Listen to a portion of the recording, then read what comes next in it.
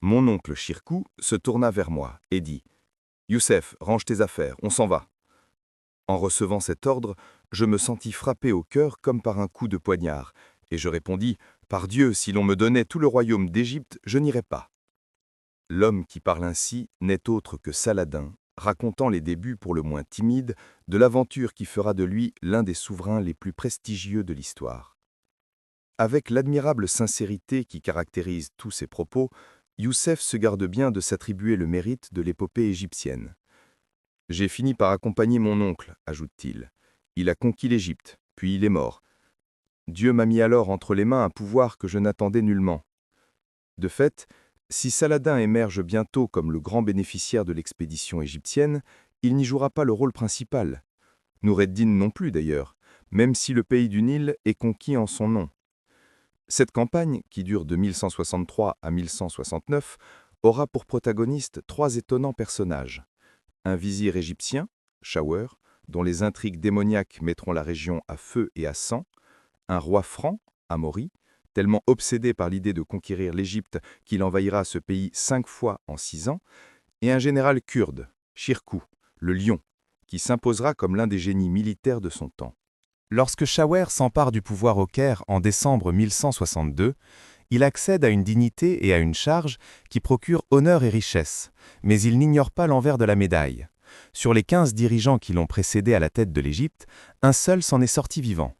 Tous les autres ont été, selon les cas, pendus, décapités, poignardés, crucifiés, empoisonnés ou lynchés par la foule.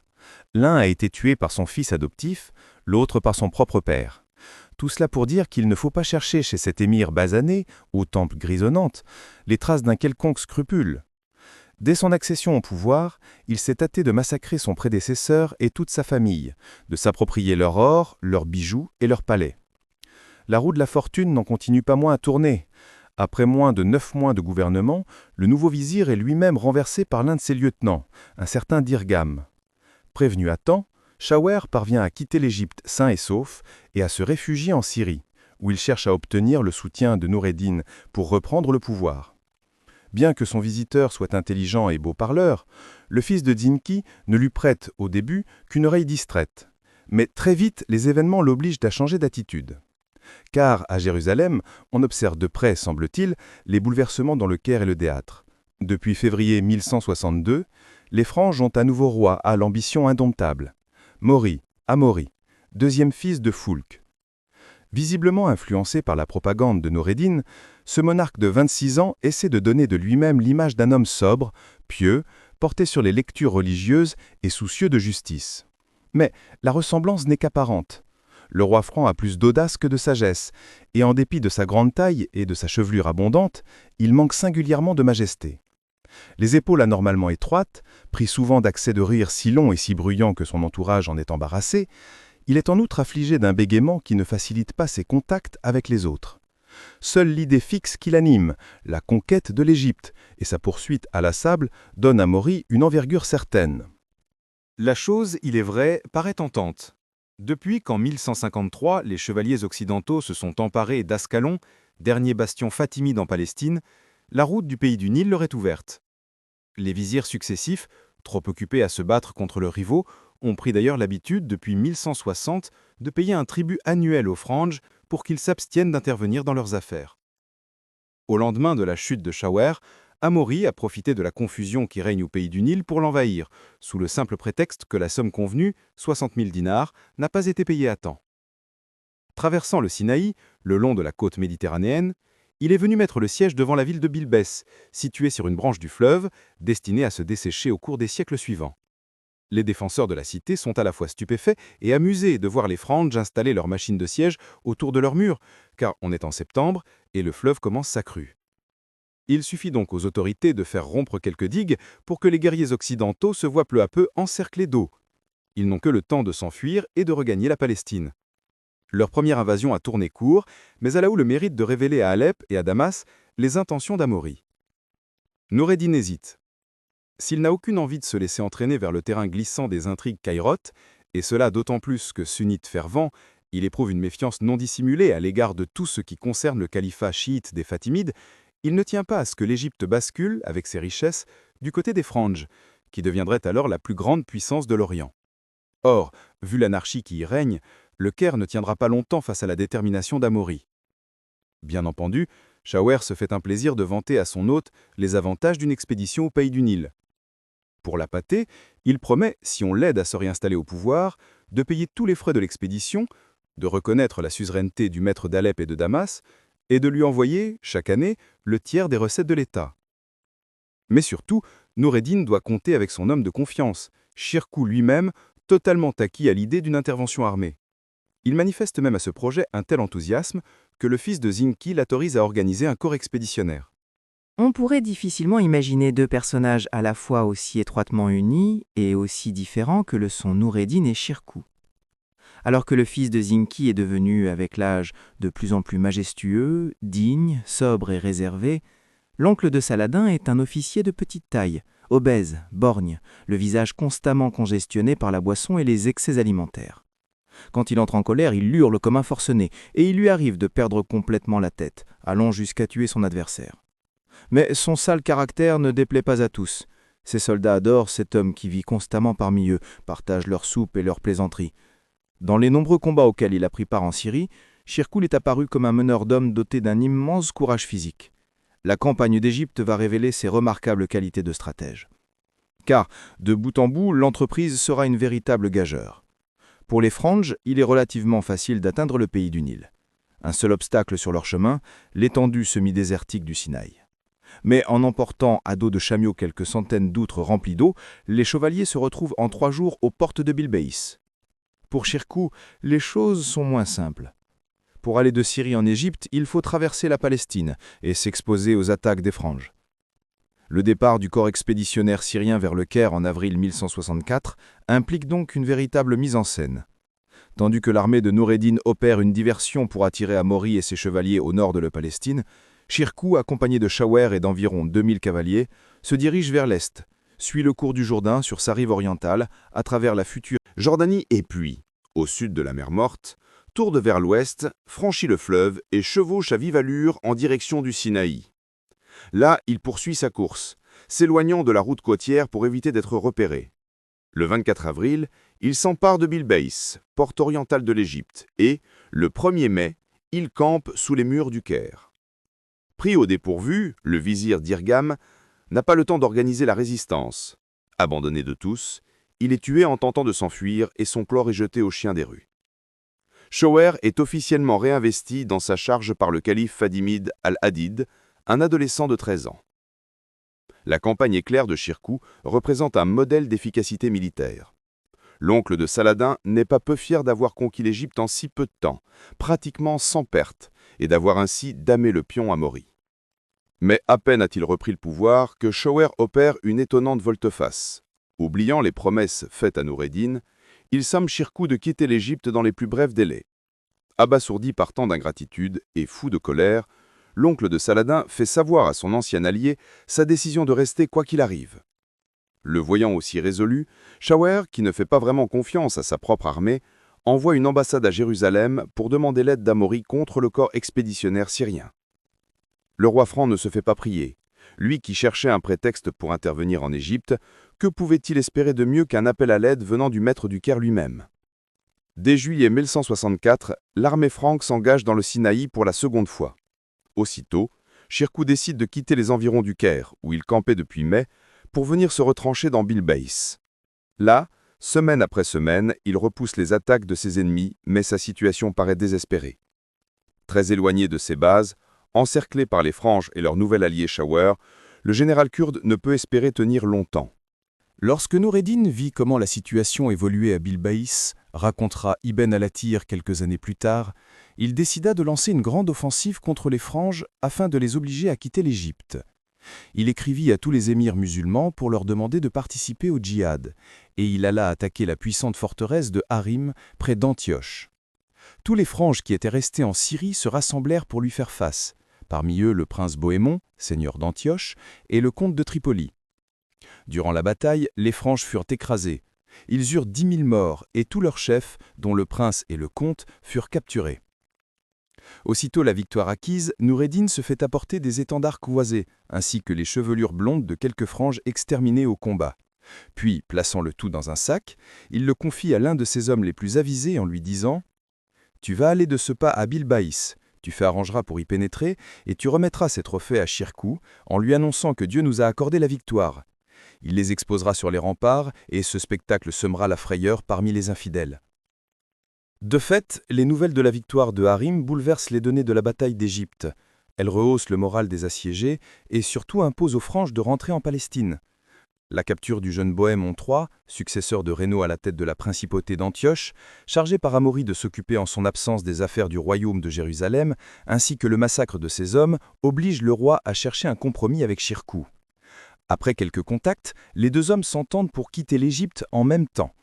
Fin octobre 1164, Amaury revient vers la Palestine en longeant la côte, tandis que le général kurde rentre à Damas en moins de 2 semaines, empruntant l'itinéraire qu'il avait choisi à l'aller.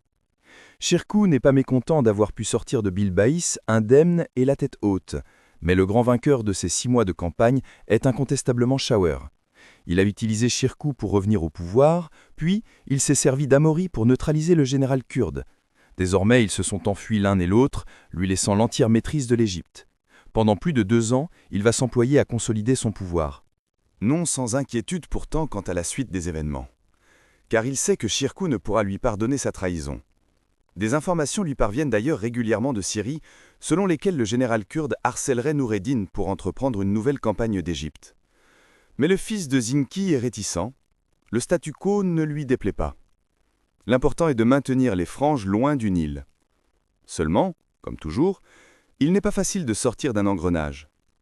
Craignant une nouvelle expédition éclair de Shirkuh, Shawer prend ses précautions en concluant un traité d'assistance mutuelle avec Amaury.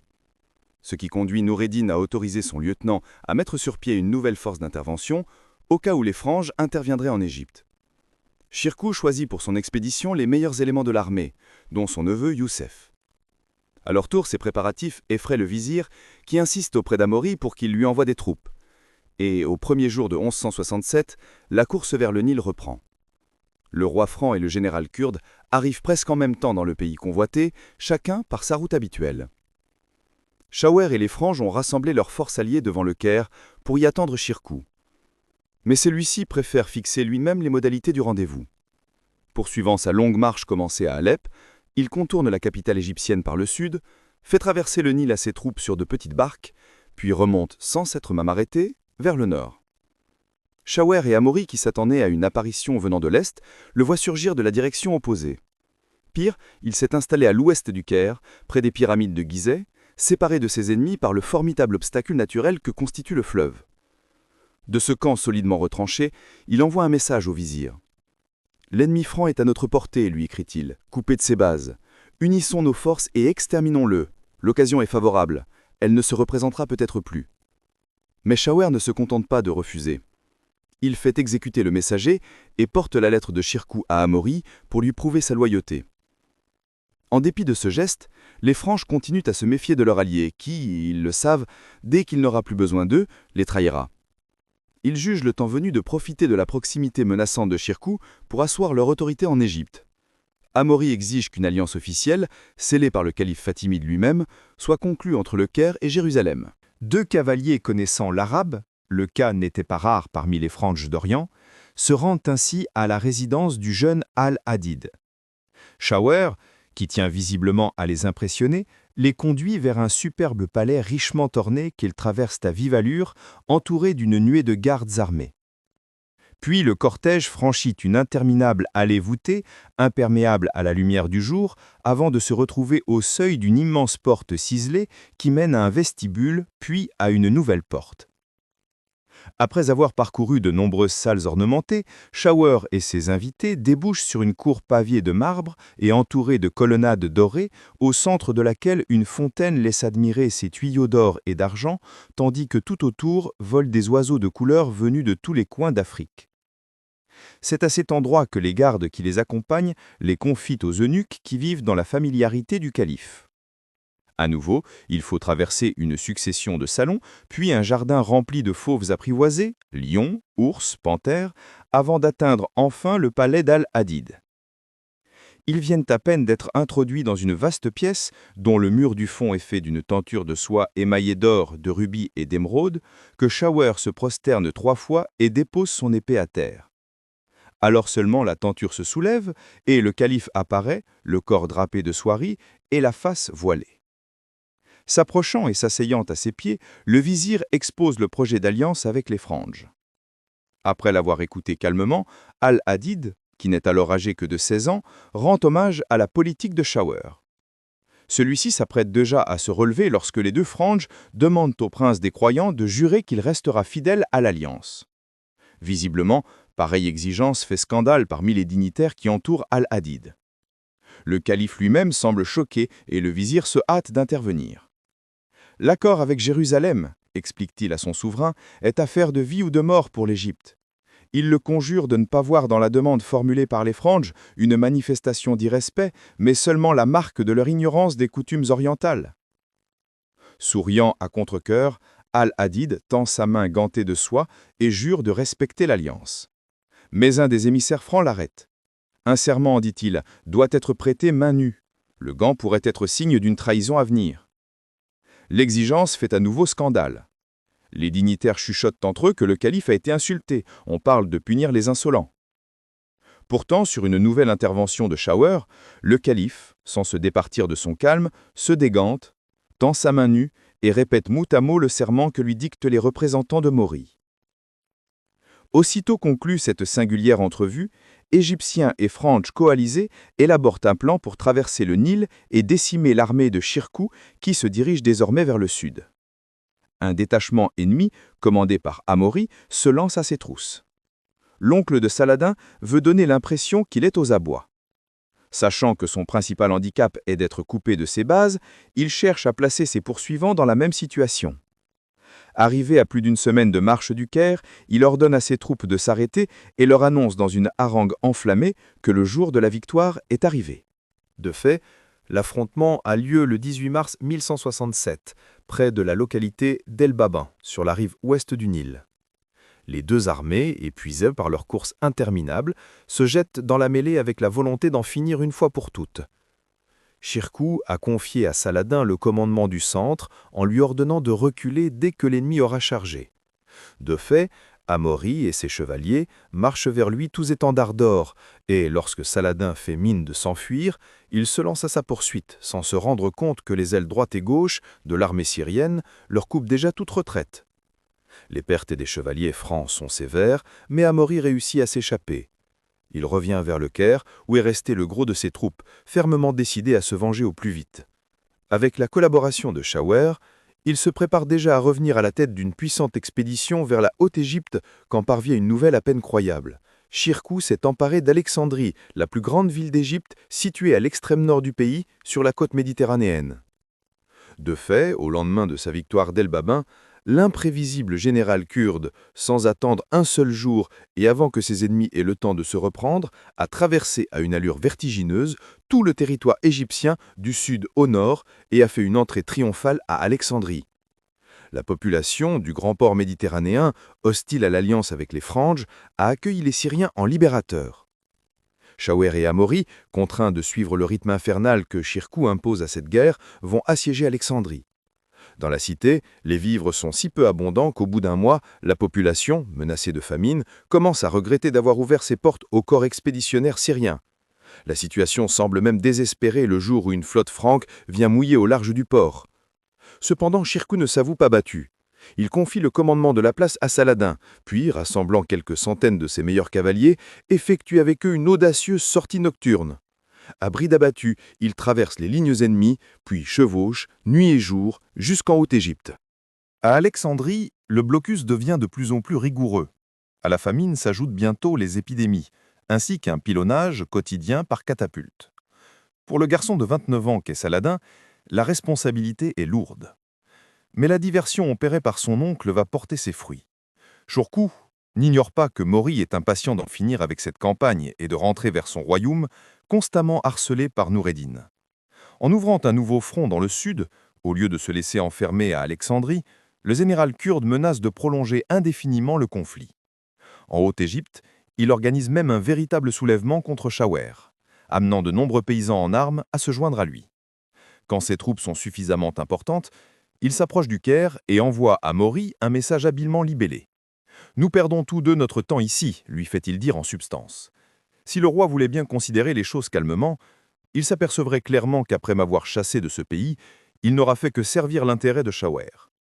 Maury en est convaincu.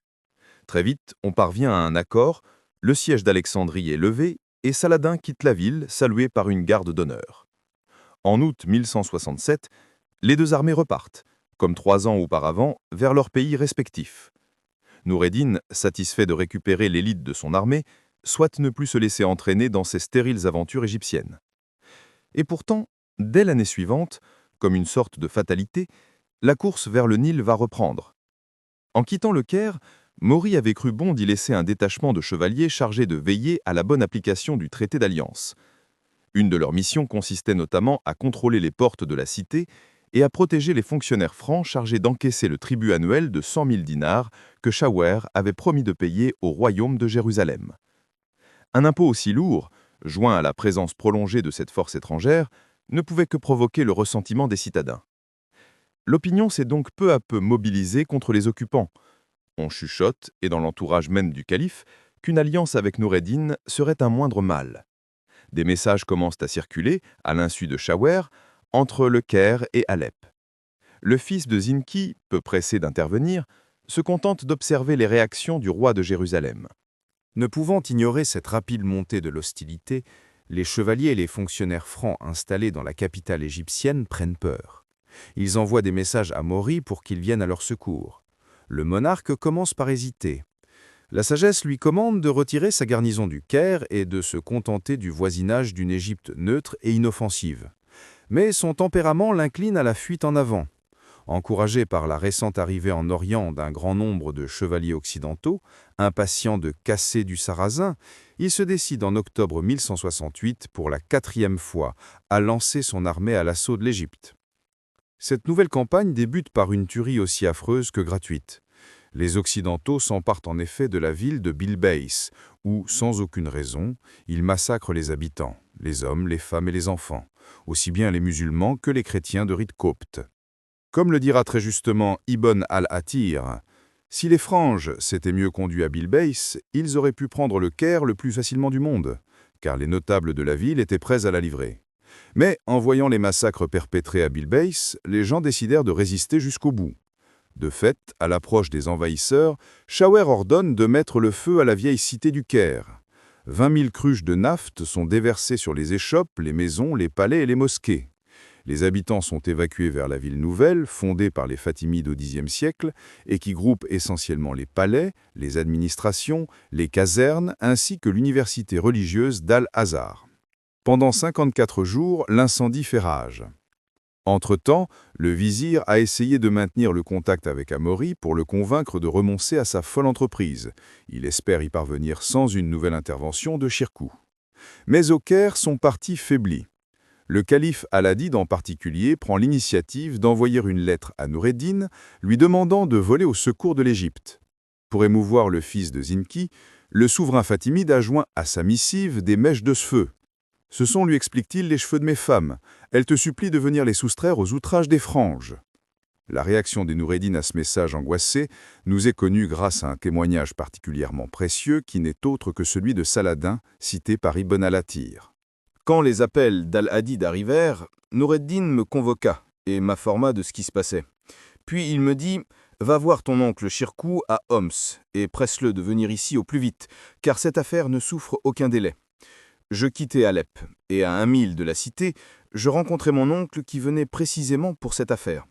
Noureddin lui ordonna de se préparer à partir pour l'Égypte. Quand les appels d'Al-Hadid arrivèrent, Noureddin me convoqua et m'informa de ce qui se passait. Puis il me dit « Va voir ton oncle Shirkuh à Homs et presse-le de venir ici au plus vite, car cette affaire ne souffre aucun délai. » Je quittai Alep, et à 1 mille de la cité, je rencontrai mon oncle qui venait précisément pour cette affaire. Noureddin lui ordonna de se préparer à partir pour l'Égypte. Quand les appels d'Al-Hadid arrivèrent, Noureddin me convoqua et m'informa de ce qui se passait. Puis il me dit « Va voir ton oncle Shirkuh à Homs et presse-le de venir ici au plus vite, car cette affaire ne souffre aucun délai. » Je quittai Alep et à 1 mile de la cité, je rencontrai mon oncle qui venait précisément pour cette affaire. Noureddin lui ordonna de se préparer à partir pour l'Égypte. Le général kurde demande alors à son neveu de l'accompagner, mais Saladin se récuse. Je répondis que je n'étais pas prêt d'oublier les souffrances endurées à Alexandrie. Mon oncle dit alors à Noureddin « Il faut absolument que Youssef vienne avec moi ». Et Noureddin répéta donc ses ordres. J'eus beau lui exposer l'état de gêne où je me trouvais, il me fit remettre de l'argent et je dus partir comme un homme qu'on mène à la mort. Cette fois, il n'y aura pas d'affrontement entre Shirkuh et Amaury. Impressionné par la détermination des Caïrotes, prêts à détruire leur ville plutôt qu'à la lui livrer, et craignant d'être pris à revers par l'armée de Syrie, le roi franc rentre en Palestine le 2 janvier 1169. 6 jours plus tard, le général kurde arrive au Caire pour y être accueilli comme un sauveur, aussi bien par la population que par les dignitaires fatimides. Kewer lui-même semble s'en réjouir. Mais personne ne s'y trompe. Bien qu'il se soit battu contre les Franges au cours des dernières semaines, on le considère comme leur ami, et il doit payer. Dès le 18 janvier, il est attiré dans une embuscade, séquestré sous une tente, puis tué des propres mains de Saladin avec l'approbation écrite du calife. Ce même jour, Shirkuh le remplace au vizirat. Quand, vêtu de soie brodée, il se rend à la résidence de son prédécesseur pour s'y installer, il ne trouve même pas un coussin pour s'asseoir. Tout a été pillé dès l'annonce de la mort de Shawer. Il a fallu 3 campagnes au général kurde pour devenir le véritable maître de l'Égypte. Un bonheur qui lui est compté. Le 23 mars, 2 mois après son triomphe, et à la suite d'un repas trop copieux, il est victime d'un malaise, d'une atroce sensation d'étouffement. Il meurt quelques instants plus tard.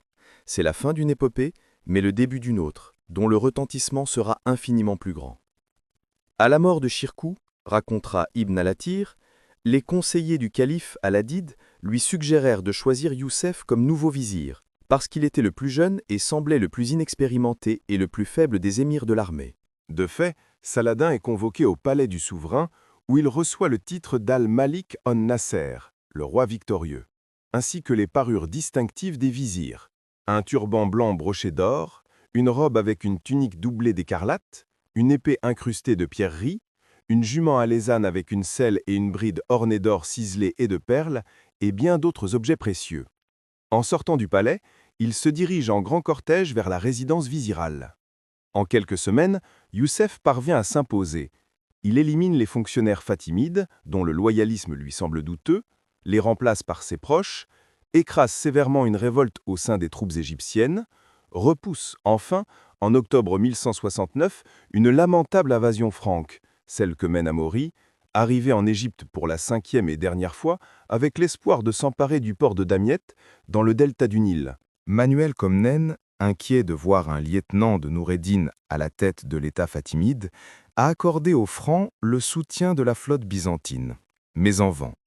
Les Roums n'ont pas de provisions suffisantes et leur allié refuse de leur en fournir. Au bout de quelques semaines, Saladin peut entamer des pourparlers avec eux et les persuader sans peine de mettre fin à une entreprise par trop mal engagée.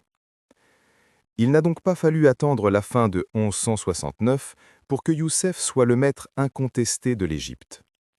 À Jérusalem, Omori se promet de s'allier au neveu de Shirkuh contre le principal ennemi des Francs, Noureddin. Si l'optimisme du roi peut paraître excessif, il n'est pas sans fondement. Très tôt, en effet, Saladin commence à prendre quelques distances par rapport à son maître. Bien entendu, il l'assure continuellement de sa fidélité et de sa soumission. Mais l'autorité effective sur l'Égypte ne peut s'exercer à partir de Damas ou d'Alep. Les relations entre les deux hommes vont finir par prendre une réelle intensité dramatique. Malgré la solidité de son pouvoir au Caire, Youssef n'osera en effet jamais affronter directement son aîné. Et lorsque le fils de Zinki l'invitera à le rencontrer, il se dérobera toujours, non par peur de tomber dans un piège, mais par crainte de faiblir personnellement s'il se trouvait en présence de son maître. La première crise grave éclate durant l'été 1171, lorsque Noureddin exige du jeune vizir qu'il abolisse le califat fatimide. En tant que musulman sunnite, le maître de la Syrie ne peut admettre que l'autorité spirituelle d'une dynastie hérétique continue à s'exercer sur une terre qui dépend de lui. Il envoie donc plusieurs messages en ce sens à Saladin, mais celui-ci se montre réticent. Il craint de heurter les sentiments de la population, en bonne partie chiite, et de s'aliéner les dignitaires fatimides. Par ailleurs, il n'ignore pas que c'est en tant que vizir du calife Al-Adid qu'il tient son autorité légitime, et il craint de perdre, en le détrônant, ce qui garantit officiellement son pouvoir en Égypte, auquel cas il redeviendrait un simple représentant de Noureddin. Il voit d'ailleurs dans l'insistance du fils de Zinki bien davantage une tentative de remise au pas politique qu'un acte de zèle religieux. Au mois d'août, les exigences du maître de la Syrie, quant à l'abolition du califat chiite, sont devenues un ordre comminatoire. Acculé, Saladin commence à prendre des dispositions pour faire face aux réactions hostiles de la population et va jusqu'à préparer une proclamation publique annonçant la déchéance du calife. Mais il hésite encore à la diffuser. Al-Adid, bien qu'âgé de 20 ans, est très gravement malade, et Saladin, qui s'est lié d'amitié avec lui, ne se fait pas à l'idée de trahir sa confiance. Subitement, le vendredi 10 septembre 1171, un habitant de Mossoul en visite au Caire entre dans une mosquée et, montant en chair avant le prédicateur, fait la prière au nom du calife abbasside. Curieusement, personne ne réagit, ni sur le moment, ni les jours suivants. Est-ce un agent envoyé par Noureddin pour embarrasser Saladin? C'est possible. Mais en tout cas, après cet incident, le vizir, quels que soient ses scrupules, ne peut plus différer sa décision. Dès le vendredi suivant, ordre est donné de ne plus mentionner les Fatimides dans les prières. Al-Adid est alors sur son lit de mort, à moitié inconscient, et Youssef interdit à quiconque de lui annoncer la nouvelle. S'il se rétablit, leur dit-il, il aura toujours le temps de la connaître, sinon, laissez-le mourir sans tourment. De fait, Al-Adid s'éteindra peu de temps après, sans avoir appris la triste fin de sa dynastie. La chute du califat chiite, après 2 siècles d'un règne parfois glorieux, va, comme on pouvait s'y attendre, éprouver sur le champ la secte des assassins qui, comme au temps de Massan à Saba, attendaient encore que les Fatimides sortent de leur léthargie pour inaugurer un nouvel âge d'or du chiisme. Voyant que ce rêve s'évanouissait à jamais, ces adeptes sont si désarçonnés que leur chef, en Syrie, Rachid ed-Din Sinan, le vieux de la montagne, envoie un message à Amaury pour lui annoncer qu'il est prêt, avec tous ses partisans, à se convertir au christianisme. Les Templiers, qui ne prennent pas leurs intérêts financiers à la légère, suivent avec inquiétude ces contacts entre Amaury et les assassins. Dès que l'accord est en vue, ils décident de le faire échouer. Un jour de 1173, alors que des envoyés de Rachid ed-Din reviennent d'une entrevue avec le roi, les Templiers leur tentent une embuscade et les massacrent. Plus jamais on ne reparlera de la conversion des assassins. Indépendamment de cet épisode, l'abolition du califat fatimide a une conséquence aussi importante qu'imprévue. Donner à Saladin une dimension politique qu'il n'avait pas jusque-là. Noureddin, évidemment, ne s'attendait pas à un tel résultat. La disparition du calife, au lieu de réduire Youssef au rang d'un simple représentant du maître de la Syrie, fait de lui le souverain effectif de l'Égypte et le gardien légitime des fabuleux trésors accumulés par la dynastie déchue. Dès lors, les relations entre les deux hommes ne cesseront de s'envenimer. Au lendemain de ces événements, tandis que Saladin dirige à l'est de Jérusalem une expédition audacieuse contre la forteresse franque de Shaoubak, la garnison semble sur le point de capituler lorsque Saladin apprend que Noureddin vient le rejoindre à la tête de ses troupes pour participer aux opérations. Sans attendre un instant, Youssef ordonne à ses hommes de lever le camp et de rentrer à marche forcée vers le Caire. Il prétexte, par une lettre au fils de Zinki, que des troubles auraient éclaté en Égypte, le contraignant à ce départ précipité. Mais Noureddin ne se laisse pas abuser. Accusant Saladin de félonie et de trahison, il jure de se rendre en personne au pays du Nil afin de reprendre les choses en main. Inquiet, le jeune vizir réunit ses proches collaborateurs, parmi lesquels son propre père, Ayoub, et les consulte sur l'attitude à adopter au cas où Noureddin mettrait sa menace à exécution. Alors que certains émirs se déclarent prêts à prendre les armes contre le fils de Zinki, et que Saladin lui-même semble partager leur avis, Ayoub intervient, tremblant de colère. Interpellant Youssef, comme s'il n'était qu'un galopin, il déclare « Je suis ton père, et s'il y a une personne ici qui t'aime et désire ton bien, ce ne peut être que moi. Pourtant, sache que si Noureddin venait, rien ne pourrait m'empêcher de me prosterner et de baiser le sol à ses pieds. S'il m'ordonnait de te couper la tête avec mon sabre, je le ferais. Car cette terre est à lui. Tu vas lui écrire ceci. J'ai appris que tu voulais diriger une expédition vers l'Égypte, mais tu n'en as pas besoin. Ce pays est à toi, et il te suffit de m'envoyer un coursier ou un chameau pour que je vienne à toi en homme humble et soumis. » À l'issue de cette réunion, Ayoub sermonne à nouveau son fils en privé. Par Dieu, si Noureddin tentait de te prendre un pouce de ton territoire, je me battrais contre lui jusqu'à la mort. Mais pourquoi te montres-tu ouvertement ambitieux? Le temps est de ton côté, laisse faire la providence. » Convaincu, Youssef envoie en Syrie le message proposé par son père, et Noureddin, rassuré, renonce in extremis à son expédition punitive. Mais, instruit par cette alerte, Saladin dépêche l'un de ses frères, Touran Shah, au Yémen, avec pour mission de conquérir cette terre montagneuse du sud-ouest de l'Arabie, afin d'y ménager à la famille d'Ayoub un lieu de refuge au cas où le fils de Zinki songerait à nouveau à prendre le contrôle de l'Égypte. Le Yémen sera effectivement occupé sans grande difficulté, au nom du roi Noureddin. En juillet 1173, moins de 2 ans après le rendez-vous manqué de Shavbak, un incident analogue se produit. Saladin étant parti guerroyer à l'est du Jourdain, Noureddin rassemble ses troupes et vient à sa rencontre. Mais, une fois de plus, terrorisé à l'idée de se trouver face à son maître, le vizir se dépêche de reprendre la route de l'Égypte, en affirmant que son père est mourant. De fait, Ayoub vient de sombrer dans le coma à la suite d'une chute de cheval. Mais Noureddin n'est pas prêt à se contenter de cette nouvelle excuse. Et lorsque Ayoub meurt en août, il prend conscience de ce qu'il n'y a plus au Caire un seul homme en qui avoir pleinement confiance. Aussi considère-t-il le moment venu de prendre personnellement en main les affaires égyptiennes. Le Yémen sera effectivement occupé sans grande difficulté, au nom du roi Noureddin. Noureddin commence ses préparatifs pour envahir l'Égypte et l'arracher à Salah ed-Din Youssouf, car il avait constaté que celui-ci évitait de se battre contre les Franges par crainte de se réunir avec lui. Notre chroniqueur, Ibn al-Athir, qui a 14 ans lors de ces événements, prend nettement position en faveur du fils de Zenki. Youssouf préférait avoir les Franges à ses frontières plutôt que d'être le voisin direct de Noureddin. Celui-ci écrivit donc à Mossoul et ailleurs pour demander qu'on lui envoie des troupes. Mais, pendant qu'il s'apprêtait à marcher avec ses soldats vers l'Égypte, Dieu lui intima l'ordre qu'on ne discute pas. Le maître de la Syrie vient en effet de tomber gravement malade, atteint, semble-t-il, d'une très forte angine. Ses médecins lui prescrivent une saignée, mais il refuse. « On ne saigne pas un homme de 60 ans, dit-il. On essaie d'autres traitements, mais rien n'y fait. » Le 15 mai 1174 est annoncée à Damas la mort de Noureddin Mahmoud, le roi saint, le Moudjahid qui a unifié la Syrie musulmane et permis au monde arabe de se préparer à la lutte décisive contre l'occupant. Dans toutes les mosquées, on s'est rassemblé le soir pour réciter quelques versets du Coran à sa mémoire.